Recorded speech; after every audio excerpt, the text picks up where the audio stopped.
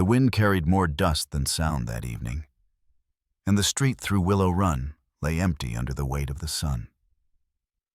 I had just pushed myself up from the porch rail when I saw them, a barefoot woman in a torn blue dress and a small boy clinging to her hip.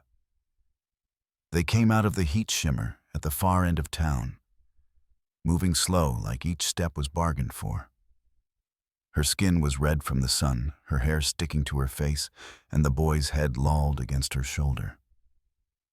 She didn't look left or right, didn't call for help, just walked until she stood a few feet from me. When she spoke, her voice was dry as old paper. "Take me as your concubine. I can do whatever you want. Just feed my boy." Before I tell you what happened next, let me know where you're listening from in the comments. And tap like and subscribe if you've ever stood at a crossroads where one choice could change everything. My name is Mason Dyer. I've been sheriff here going on 9 years, after near a decade wearing the Union blue in places I'd sooner forget.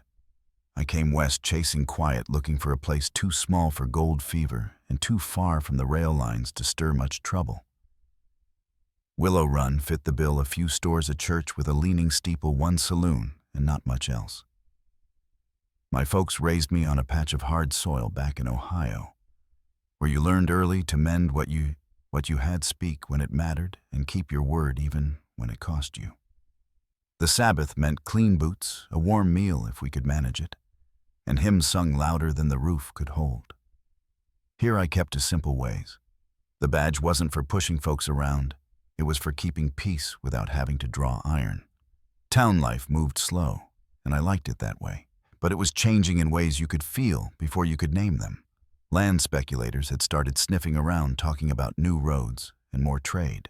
Some welcomed it. Others saw trouble coming with the money. I kept my distance from the talk. A man could lose himself quick in other folks' dreams. That day had started like any other, checking the pump out back, mending the hinge on the cell door, watching dust devils spin across the far ridge. Nothing in it told me my quiet was about to end. When I saw her step out of the heat and onto our street, I knew she wasn't passing through. Folks who just needed a drink or a night's rest carried themselves different. She moved like someone with nothing left to trade but herself, and she was already willing to put that on the table. I didn't ask questions right then.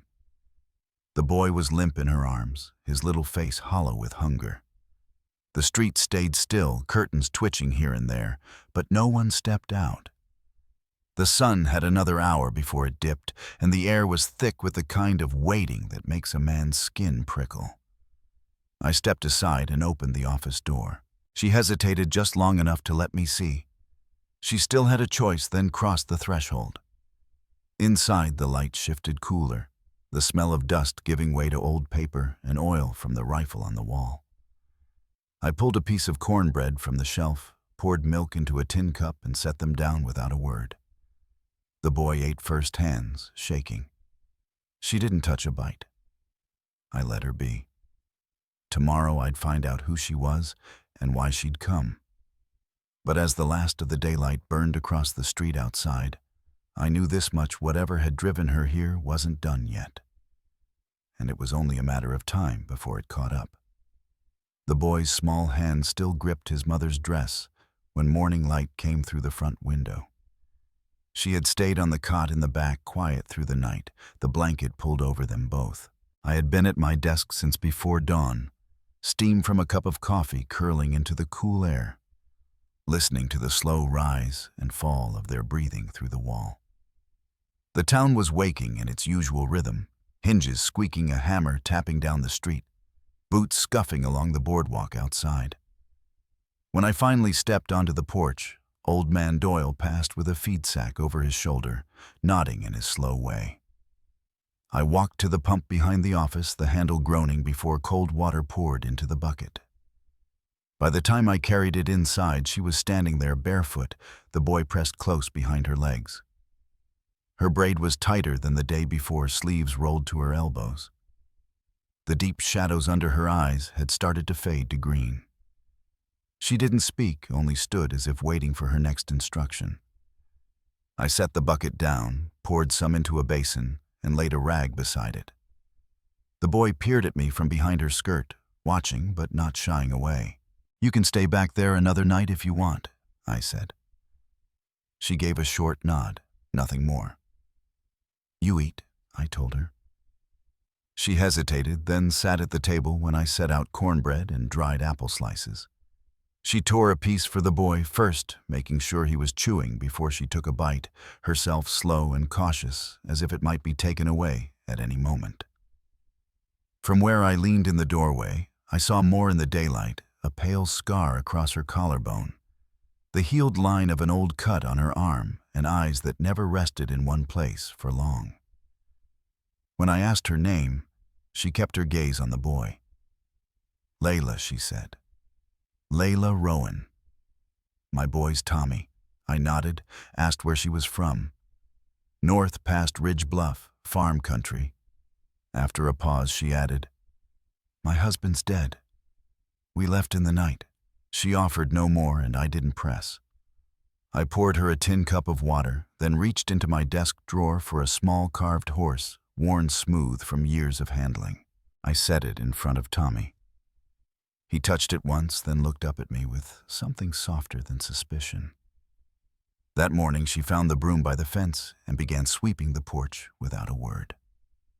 When Mrs. Beckett passed, Layla nodded politely. It was enough to start a half-whispered conversation between the widow and Mrs. Doyle. But I kept my eyes on the hinge I was mending and gave them nothing back. By afternoon, she was sitting under the cottonwood with Tommy mending the hem of her dress while he ran the carved horse through the dirt. She watched the street without drawing attention, noticing everything but keeping her hand steady. That night, she cooked beans and salt pork from my stores, setting out 2 bowls instead of 3. I split mine with Tommy and took my place on the porch fork, tapping against the tin plate as the sun dipped behind the ridge. The third morning came without a breeze. Layla was already at the pump when I stepped out, sleeves wet halfway up from drawing water. Tommy sat nearby on an upturned bucket, chewing a strip of dried apple. Inside, I wrote out my supply list for the wagon due next week. Beans, lamp oil, ammunition, 2 bars of soap, and a roll of calico cloth. She needed another dress, but I knew she wouldn't ask. When she came in, she filled a basin and started scrubbing the floorboards near the back wall where dust had settled. She didn't look for permission. I told her I'd be checking the fence line and stepped out into the rising heat.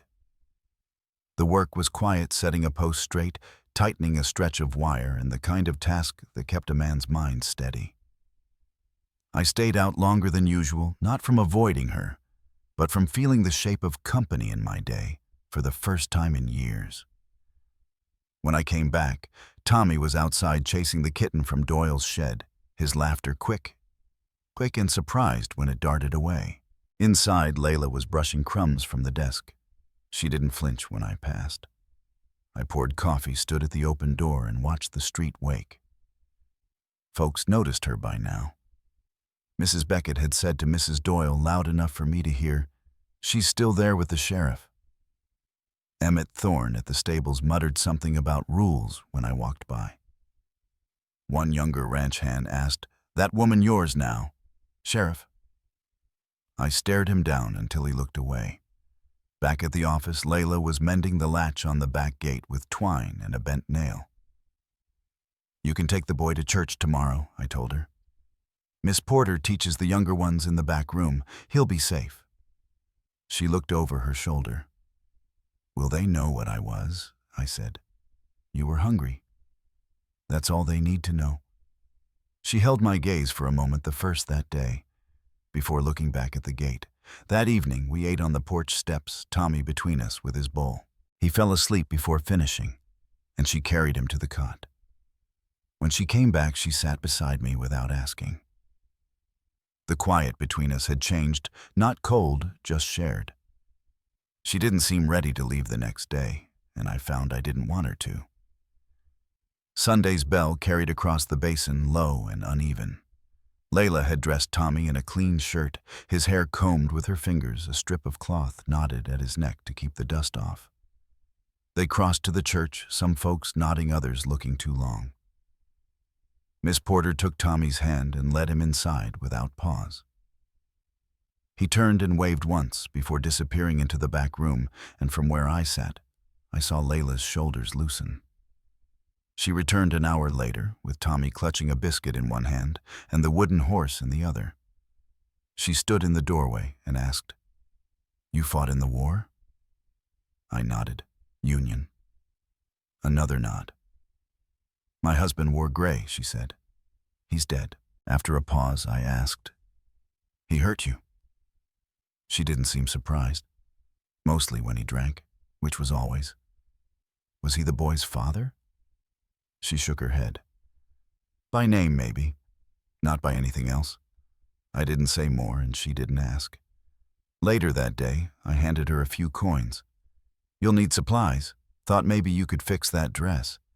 She said she could work for it. "You already do," I told her. At the store, no one stopped her. She bought thread needles and a yard of light blue calico.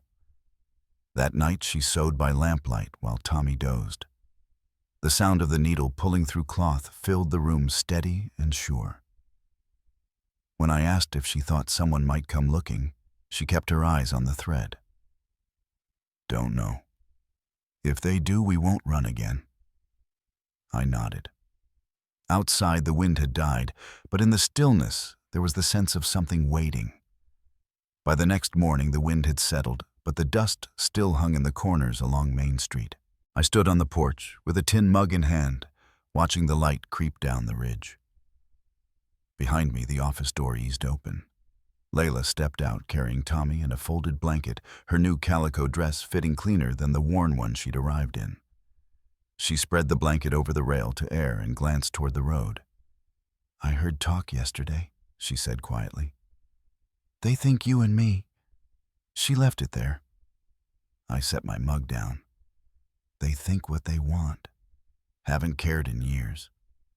She didn't press further. Tommy slid down and trotted toward the pump. Small hands straining against the handle until I stepped over and worked it for him. Water splashed into the pail, and he laughed when it slopped over his boots. That afternoon, I pulled a saddlebag from under the desk, the leather dry but sound. "Ever worked with horses?" I asked. She was mending a sleeve in the corner and looked up. "Some. My uncle had a pair. I fed them, brushed them." I nodded toward the back. "Mare's out there, needs tending. You're welcome to it." She rose without another word, set aside her sewing, and went out. When I checked later, she was at the mare's side, brushing in slow, even strokes. Her sleeves rolled and hair tied back with twine. Tommy sat on the fence post, petting the kitten that followed him everywhere. "She's favoring that hoof," Layla said when I came up. "Small crack. I saw it," I told her. "Needs oil and rest." She went back to brushing. "You thinking of staying long?" I asked. She paused, eyes on the mare. "I don't know where else I'd go. And he's better here." Her glance shifted to Tommy chasing the kitten near the hay pile. "Then stay," I said. "Ain't no debt owed." She studied me a moment. "What about when someone comes looking?" I leaned on the rail. "We'll handle it when it happens." She gave no answer, just finished her work. In the days that followed, the rhythm between us changed. She didn't wait to be told what needed doing, sweeping the porch, boiling water, mending Tommy's bootstrap. We shared coffee in the mornings. From one cup I passed to her first. Folks in town still talked. I heard it in the way they slowed walking past the office, in the short quiet when I stepped into a store. A woman alone was one thing. A woman staying under a man's roof without a preacher's blessing was another in their eyes. Toward the end of the week, I stood in the open doorway, at dusk, the sky bruised with clouds. When I heard it, the faint rhythm of hooves far out on the road, Layla stepped beside me, folding her arms. "You hear it too, riders," I said. "Could be passing." "Could be," she answered. "Should I hide? No. You stay right here." The sound grew until 3 shapes came into view, dust trailing their horses. They slowed in front of the office. The lead man was tall, with a whiskey-stained kerchief at his neck, pistol low on his hip. The 2 behind him stayed, mounted eyes sweeping the shadows. "You Mason Dyer," the tall one called. "That's right," I said. "Heard you got a woman and boy holed up here. Name's Layla. Been missing from her husband's property more'n a month." "She's not anyone's property," I told him. He spat in the dust. "Last I checked, she was bound to Vernon Rudd. Rudd don't take kindly to thieves. She's not stolen. She left. Rudd says she took the boy. That boy's blood's half his." I stepped down onto the road. "She ain't going nowhere with you." The riders shifted hands near their belts. Inside, Layla's grip tightened around Tommy, one hand on the back of his head. "You want to make this into something weaken," I said. "But you ride back to Rudd and tell him she's not his anymore. Not by law, not by force." The tall man stared, weighing me. Something in my stance made him click his tongue and turn his horse. "She ain't worth dying over," he muttered. "She ain't dying over you either," I said. They rode off the way they'd come, slow but not lingering. When they were gone, I turned. Layla stood where I'd left her. Tommy pressed to her side. Her eyes held something between disbelief and release. "Was it him?" I asked. "Vernon Rudd," she said, her voice low. "I was 12 when my uncle married me off to him. He had land, and a bottle in his hand more often than not." She paused. "Didn't know how to leave. Then Tommy came. When he started hitting him too, I packed what I could and walked 4 days till I saw your town lights." I looked at the boy now sitting on the bench, eyes heavy with sleep, but without fear. "He yours," I said. "You don't need to prove it to anyone." She sank into the chair opposite my desk. I thought if he found me, no one would say no to him. She searched my face. "Why did you—" I rested on the desk edge. "Because I've seen enough men like him get their way." That night, she laid Tommy on the front cot near where I sat watch by the window. Outside, the road lay quiet under the stars. But the air in the room felt different, less like hiding, more like deciding to stay. The days after that standoff passed without more riders on the road. But the quiet didn't feel the same. I still kept an ear tuned for hooves in the distance, and I could tell Layla did too, though she said nothing of it. She worked as if the rhythm might keep trouble from finding her sweeping the porch, in the morning boiling water behind the office, hanging our few clothes in the sun. Tommy stayed close, venturing farther, only to chase the kitten or roll his carved horse in the dirt by the cottonwood. One morning I came in from a ride along the ridge, checking for fresh tracks. The mare drank from the trough while I unsaddled her. Inside, the air smelled of stew simmering over the small stove. Tommy sat on the bench by the wall, tracing shapes in the dust with a stick. His shoulders were easier now, his bare feet swinging as though they had somewhere to be. Layla glanced up from the stove. "Everything quiet?" she asked. I nodded, wiping my hands on a rag. No sign. They circled back. She stirred the pot without looking up. "Think they're gone for good?" "No," I said. "But they know better than to try again while I'm standing." After we ate that evening, I stayed outside while she cleared the bowls. The sky was turning silver over the ridge, and the wind pushed softly through the sagebrush. She stepped out a few minutes later, carrying a tin mug with a finger's worth of coffee still in it. She sat beside me on the steps, her feet bare against the packed dirt. The quiet between us was easy, each breath pulling the day out of our shoulders. Then she asked, "If something happens to you, what do I do?" I looked at her, the lamplight from inside catching the edge of her cheek. She wasn't asking in fear. She was asking to be ready. "You take the boy and ride south," I told her. "There's a man named Parsons in Newchapel. Owes me 2 favors and has land enough for 3. He'll keep you safe." She nodded once.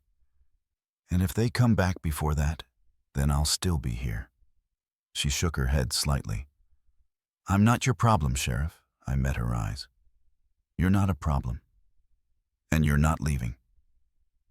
Tommy wandered out, then rubbing his eyes, the wooden horse tucked under his arm. Layla pulled him close. Why are you doing this? She asked.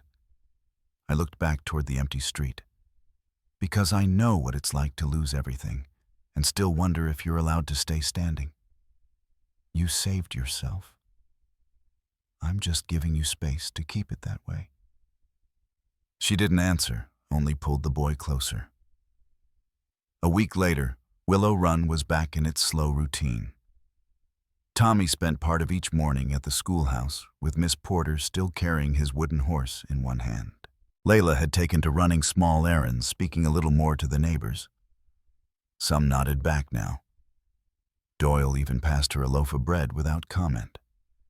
One evening, I found the saddlebag I'd left in the corner cleaned, oiled, and stitched.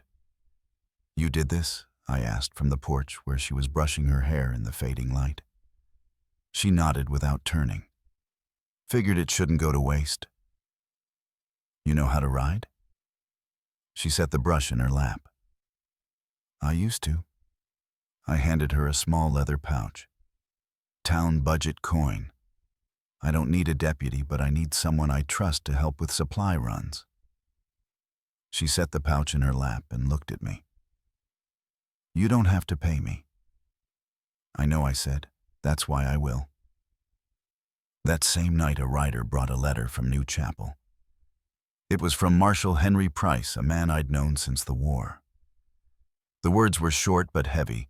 Vernon Rudd had been seen near the southern ridge, drunk and talking loud about finding men to ride north with him. I folded the letter and put it in my desk.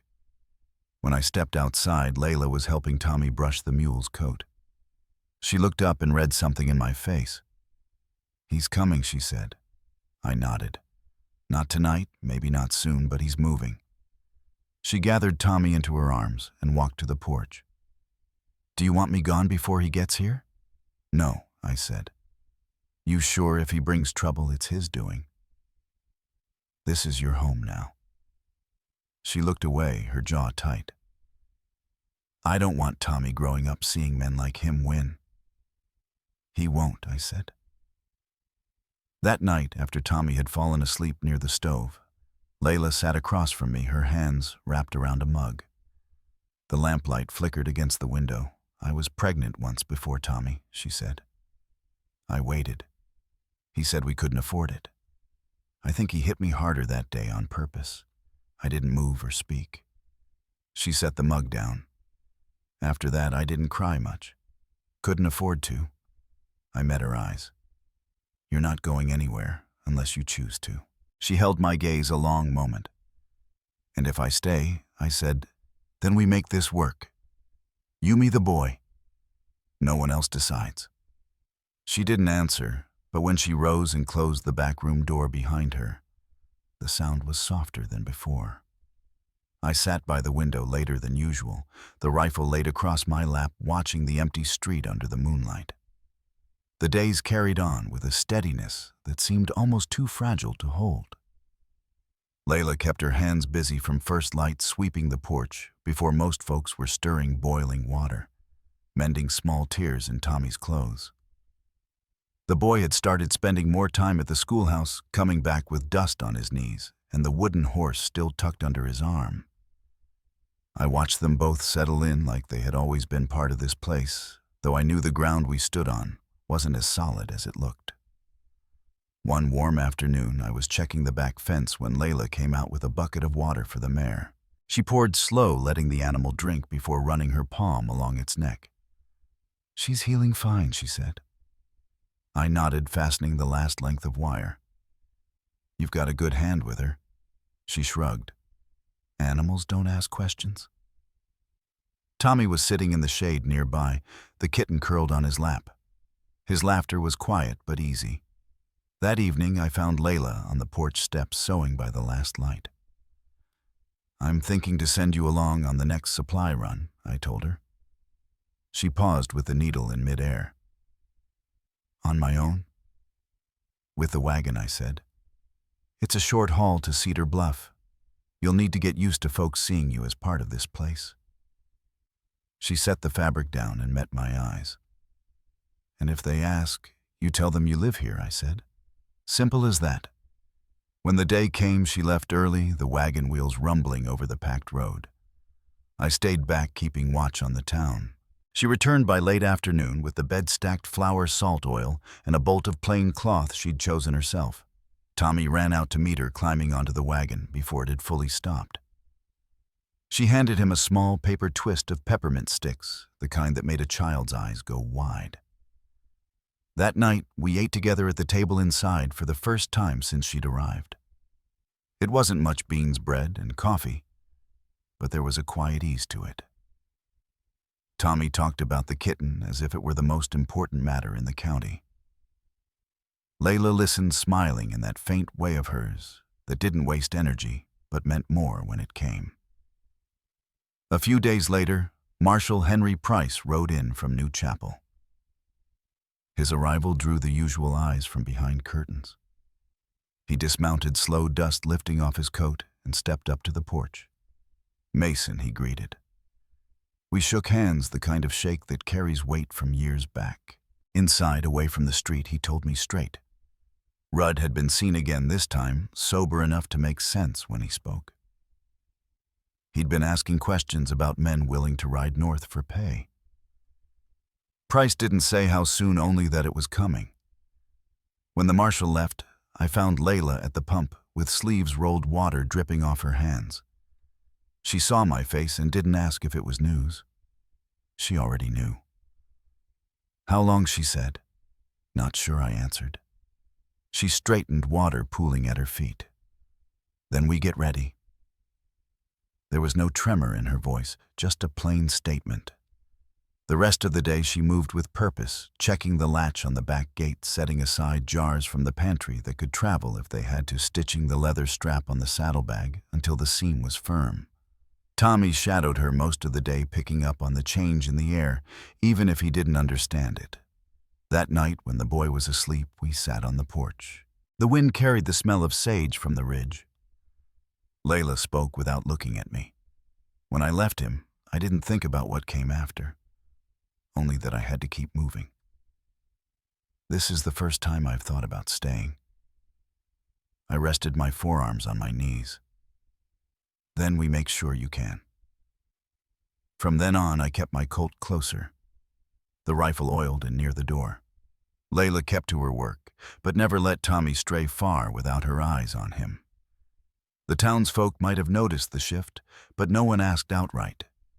It was the kind of quiet preparation you made when you knew a storm was out there, but couldn't see the edge of it yet. One evening, as the sun dropped low, a rider appeared far down the road, his outline dark against the pale dust. He wasn't close enough yet to tell if it was a neighbor or something else. But the way the horse kept its pace steady set a weight in my chest. I stood on the porch rail, watching him draw closer. Layla stepped out beside me, drying her hands on her skirt. Neither of us spoke. We just waited. The rider came on steady, his shape sharpening as the dust fell away from his horse's legs. By the time he reached the hitch rail in front of the office, I'd already stepped down from the porch. He swung off boots, hitting the dirt, and took a slow look around before meeting my eyes. It wasn't Rudd. This man was younger, mid-30s maybe, with a wiry frame and a coat that had seen too many miles. "Name's Caleb Voss," he said, pulling off his hat. Rudd sent word. Says he's coming to collect what's his. His voice was flat, but his eyes carried something heavier, a warning he didn't have to give. I didn't answer right away. "You ride with him?" I asked. "Did once," he said. "Not anymore. Figured you ought to know he's not coming alone this time." Layla had stepped into the doorway with Tommy in her arms. She didn't speak, but I could see she was taking in every word. Voss glanced her way, then back to me. "You've got maybe a week, less if he rides hard." I nodded once. "Appreciate you bringing it." He gave a short nod in return, mounted up, and was gone before the street could take in more than his shadow. Inside, Layla set Tommy down. How many, she asked. Didn't say I told her. She didn't press. Instead, she crossed to the cupboard and began pulling down jars, flour beans, coffee, setting them on the table like she was counting for a journey. I watched her work a moment before moving to the desk. The rifle needed checking, and so did the ammunition. The next days took on a sharper edge. I walked the perimeter of the town each morning, watching the horizon for any dust trail. Layla kept Tommy close, letting him play in the yard, but never out of her sight. She repaired the straps on the saddlebag again, tightened the hinges on the back gate, and laid out a few clothes for the boy in a neat stack. One afternoon, I found her out back brushing the mare. She's ready to run if she needs to, she said without looking up. She won't, I told her.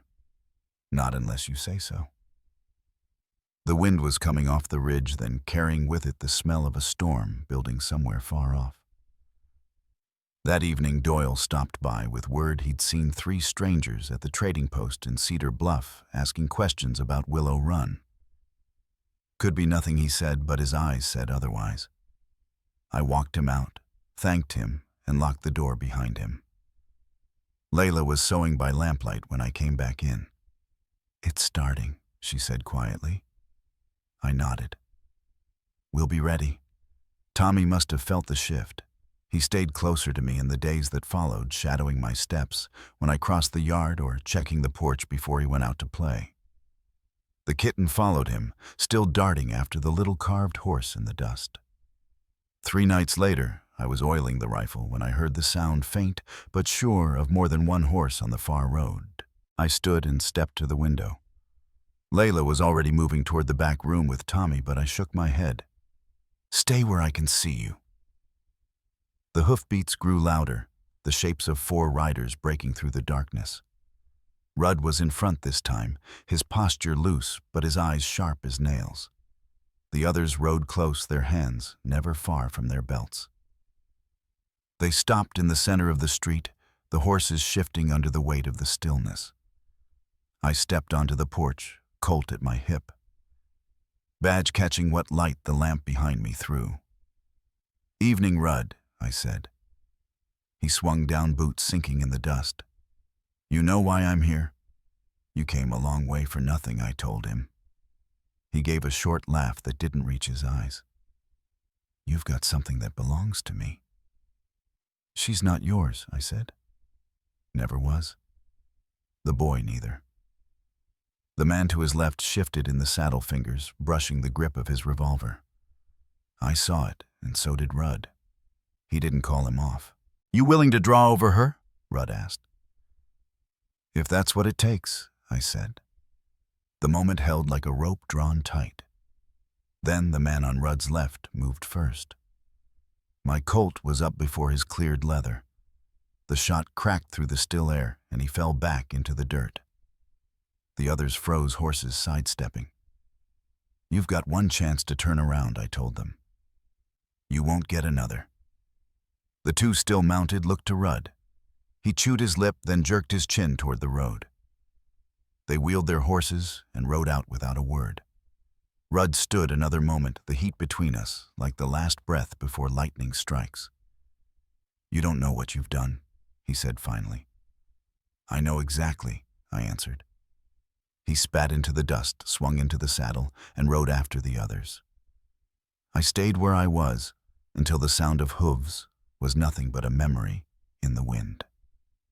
When I turned back, Layla was standing just inside the doorway, Tommy pressed against her side. Her face was steady, but I saw the way her hand curled into the boy's shirt, like she wasn't ready to let go just yet. The night after Rudd rode away, the air in Willow Run carried that brittle stillness that comes before trouble. I'd kept my boots on, sleeping light, the rifle within arm's reach. When dawn finally pushed through the curtains, I found Layla already in the kitchen, her hair tied back, coffee boiling on the stove. Tommy was still asleep, curled under a quilt on the settee. Around mid-morning, Sheriff Doyle stopped by again. His face told me before his words did. Rudd didn't leave the territory, he said. Word is, he's holed up in Cedar Bluff pulling men in. I asked how many. Enough was all he gave. He glanced toward the back room where Layla was sorting jars on the shelf. You could take her and the boy to Abilene till this blows over. I shook my head. If I leave, he'll just follow. Best to meet him here. Doyle studied me a moment, then left without another word. That afternoon, I made the rounds speaking to men I trusted. Caleb Voss was among them, leaning against the post outside the blacksmith shop. He hadn't ridden far after all. I figured you'd need another set of eyes, he said. I told him about Cedar Bluff, and he nodded like he'd expected it. I'll keep watch on the South Trail. By sundown, we'd settled into a quiet readiness. Layla moved through the house with calm hands, setting things in place. A pot of beans left warming on the back of the stove, a jug of water drawn fresh from the pump. Tommy's shoes set by the door. Outside, the wind carried the smell of dust and mesquite. 3 days later, the storm came. Not of wind or rain, but of riders. Caleb spotted them first from the ridge and sent word through young Eli Grant, who arrived at my porch near breathless. 4. No, 5 of them, he panted. Coming fast from the south. I thanked him and told him to ride home quick. Then I stepped inside and met Layla's eyes. She didn't ask, just gathered Tommy close and led him to the inner room. Door stays open, I told her. I need to see you. She nodded once. The hoofbeats rolled in before the dust. This time Rudd didn't hang back. He led them straight to my porch, reining up so close I could see the worn leather of his saddle skirts. The men with him spread out in a loose half-circle hands. Easy, but ready. You sent me away once, Rudd called, swinging down from his horse. Won't happen again. His boots crunched in the dirt as he stepped closer. I stayed on the top step, Colt loose at my side. You're wasting your time, I said. She's not leaving here with you. His smile was slow, almost pitying. You think this is about her? It's about me taking back what's mine.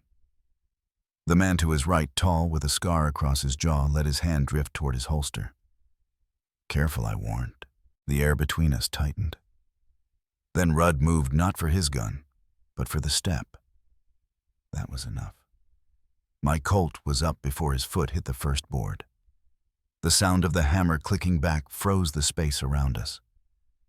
That's far enough, I said. Behind me I heard the faint creak of floorboards, Layla shifting her weight, Tommy close beside her. Rudd looked past me toward that sound, and his mouth curved into something colder. You think you can keep me from what I'm owed? You can't watch her forever. You're right, I said. But I can watch her now.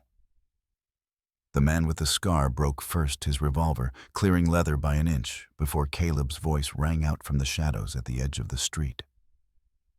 Drop it! His rifle was steady, his stance sure. Scar Jaw hesitated, then let the gun slide back into its place.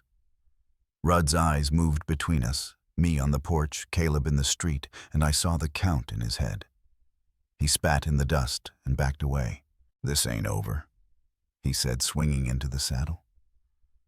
It is for tonight, I answered. They wheeled their horses, the sound of hooves fading toward the ridge.